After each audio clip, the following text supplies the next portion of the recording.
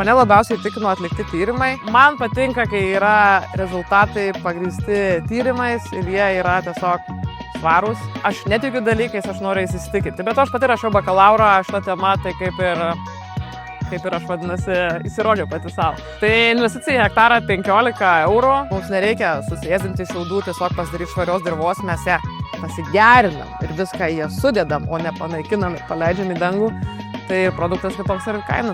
Aš nemanau, kad jinai yra iš tikrųjų didelė, nes tai toks dalykas, kuris yra nemomentinis, kaip nežinau, koks reguliatorius ar kažkas, kad sakytų, va, panaudojau ir dabar turiu trumpesnį šiaudą ar kažką.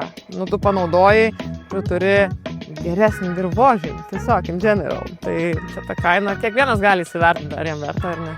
Man verta. Kraunam šūdą ir kalkės ir dumblą, viską kraunam ir jau organiką irgi išpuškiam. Čia yra 4 kart organika. Yra kalkės, yra šūdas iš mūsų fermų, yra dumblas ir yra organikas jau pravažiuotas, matėte anksčiau, į įdės. Tai čia viskas yra.